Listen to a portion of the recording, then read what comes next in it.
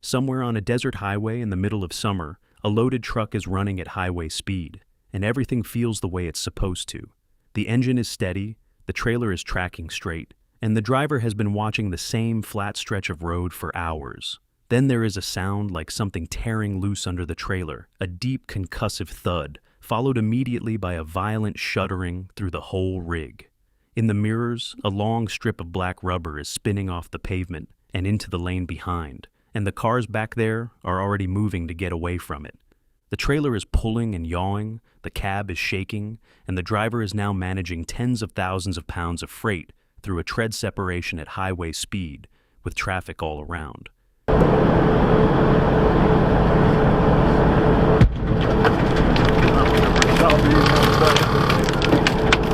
What came off was the outer cap, the outer tread layer that was supposed to stay bonded to the belt package and casing through the service life of that tread cycle, and it came off without any warning at all. The rig is still moving, the casing is still seated on the rim, and now the driver is trying to figure out how bad this is and how much worse it might get.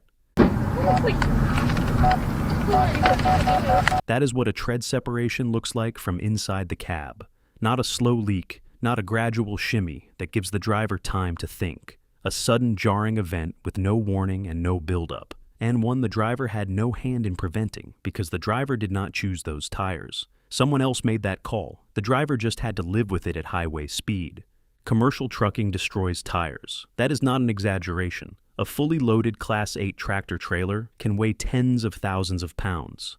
The drive and trailer tires together carry the vast majority of that weight, sometimes up to 85% of the gross vehicle weight. And they do it at highway speed, on pavement that can reach 140 degrees Fahrenheit or more on a summer afternoon, and often for hours at a time without stopping. The faster a tire runs under load, and the more its sidewalls flex, the more internal heat it generates. Heat is the central enemy of every truck tire on the road, and commercial trucking produces it in quantities that would destroy a passenger car tire in minutes. Under those conditions, tread wears down fast. A long-haul truck can go through a full set of tires in a fraction of the time a car does, and a full set of premium truck tires is not a small expense. A new premium truck tire now typically costs $500 to $750 per tire.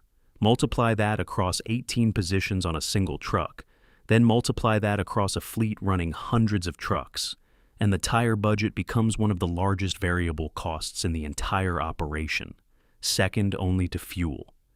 For fleet managers trying to keep trucks moving and margins positive, that number was impossible to ignore.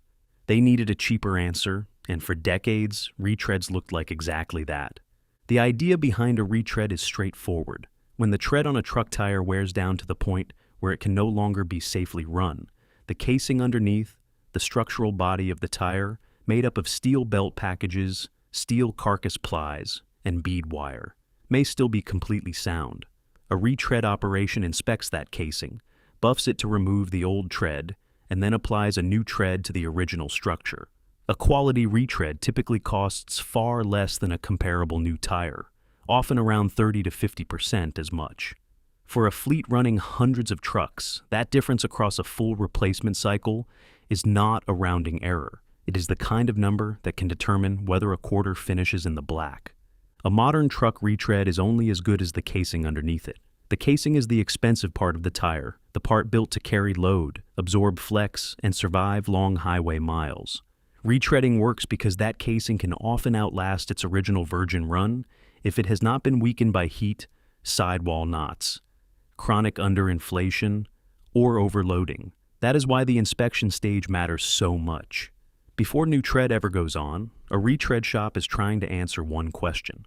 Is this casing still structurally worth trusting for another run? Or is it already too damaged to save? That decision is more complicated than it sounds. Some damage is obvious. Cuts, exposed cords, punctures in the wrong area, or sidewall knots can take a casing out immediately. Other damage is harder to catch. A truck tire can be hurt by heat, overloaded for long periods, or run underinflated in a way that weakens it internally without leaving one dramatic mark on the outside. By the time that casing arrives at a retread plant, its future reliability depends on what happened to it in its first life, and not all of that history is easy to read at a glance. And retreads were not some back-alley workaround. They were legal, widely accepted, and used across industries well beyond trucking. The process had been refined over decades. Airlines used retreaded tires on commercial aircraft. The military used them. School districts used them on buses. Major tire manufacturers built retread programs under their own brand names and sold them to fleets as a responsible, engineered solution. The industry had data suggesting that a properly retreaded tire, applied to a sound casing and maintained correctly, could perform comparably to a new one. From where fleet managers sat, retreads were not a gamble. They were a practical answer to a brutal business problem, and the numbers made the case clearly enough that the practice became standard across commercial trucking. There were also different ways to retread a tire, and fleets cared about those distinctions. In a pre-cure retread, sometimes called a cold cap, the new tread is manufactured ahead of time and then bonded to the prepared casing. In a mold cure retread, sometimes called a hot cap, uncured rubber is applied to the casing, and the tread pattern is formed during the curing process itself. Both methods have been used successfully for decades. The point is not that one process magically eliminated risk. The point is that retreading was not a crude patch job. It was an industrial process with standards, equipment, inspection steps, and real engineering behind it. That was part of why the business case became so convincing. Fleets were not buying what they thought was a gamble. They were buying a product the tire industry had spent years professionalizing. On paper, the system looked mature. Inspect the casing, reject the bad ones, rebuild the sound ones, control inflation, monitor wear, and get another life out of one of the most expensive parts of the truck.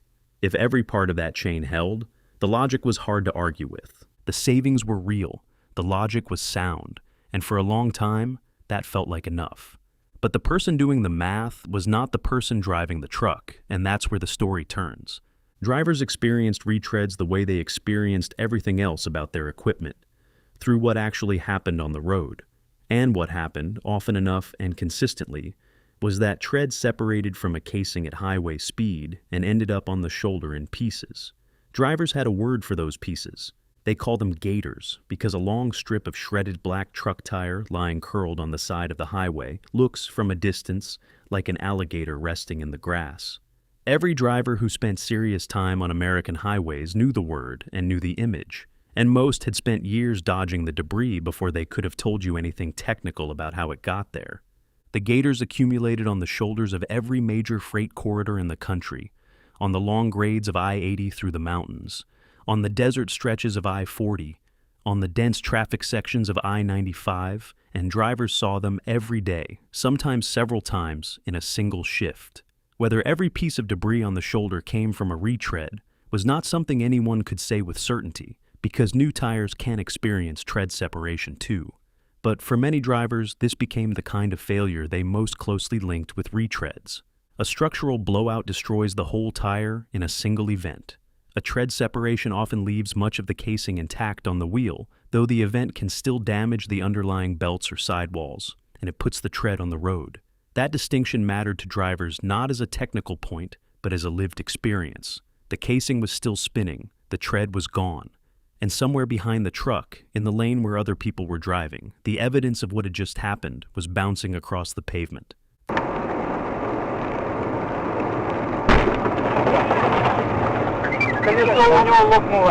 That is where the story changed. By the time a tread came off at highway speed, the separation was usually the final stage of internal delamination that had been building for miles. Heat was the real enemy. Underinflation made the sidewalls flex harder and run hotter. Overloading increased the stress. Road damage could weaken the casing long before anyone saw a visible problem. And if a casing had already been compromised in its first life, new tread could not erase that history. What looked like one sudden failure on the shoulder was often the end of a long chain of smaller failures no one had stopped in time. That's part of why retreads became such a loaded topic. By the time the tread came off, the cause was already buried in the tire's past. By the time the driver was dealing with the failure, the root cause was no longer a clean single event. It was the accumulated history of the tire itself, and that made the whole system much harder to trust from the cab. Here's where the story gets more complicated, because the truth about retread failures is not as simple as retreads being dangerous. A lot of the evidence points back to maintenance failures, specifically underinflation and overloading, as major factors in truck tire failures, whether the tire was new or retreaded. The distinction between new and retreaded tires has generally mattered less than the conditions under which both were operated. That finding is important, and it is probably directionally correct. But understanding it requires understanding what actually happens inside a tire when things start to go wrong. Heat is the mechanism behind most tread separations, and underinflation is one of the clearest ways that heat builds inside a truck tire. A tire running below its recommended pressure flexes more than it was designed to on every rotation, driving heat into the shoulders and into the bond between the tread and the casing. That bond was one of the points drivers worried about most, because it had to hold up under sustained stress in real-world trucking conditions.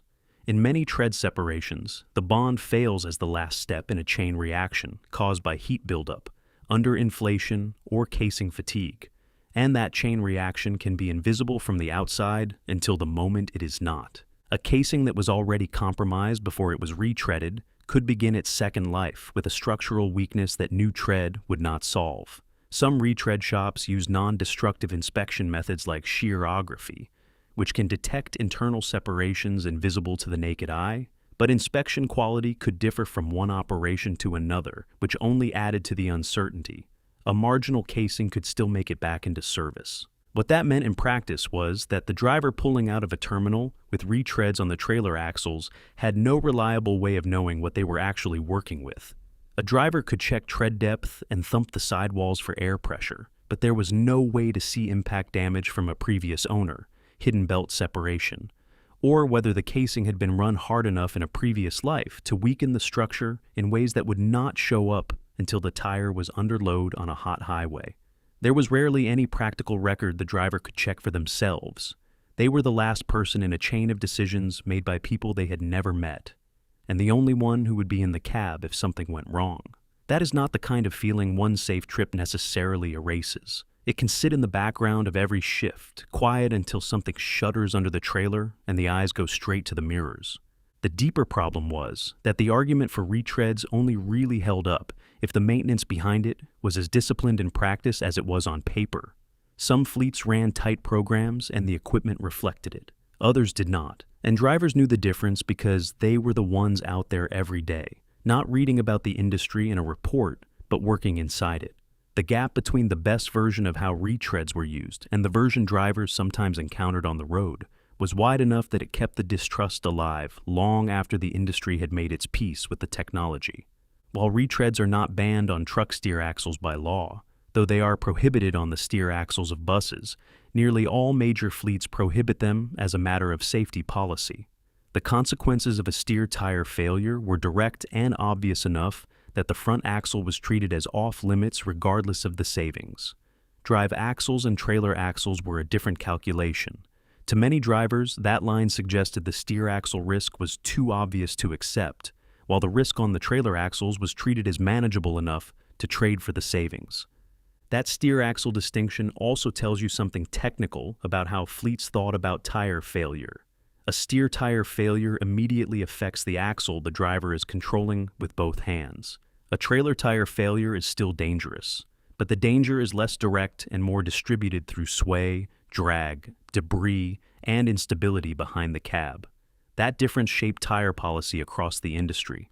Fleets reserved the most conservative choice for the position where the consequences were most immediate, then accepted more compromise farther back on the truck. In recent years, improved casing tracking systems, better bonding compounds, and stricter inspection standards at better run operations have narrowed the gap between new tires and retreads in terms of performance. The technology has genuinely improved, but perception in the cab has been slower to change than the technology itself, and that gap in perception did not form without reason.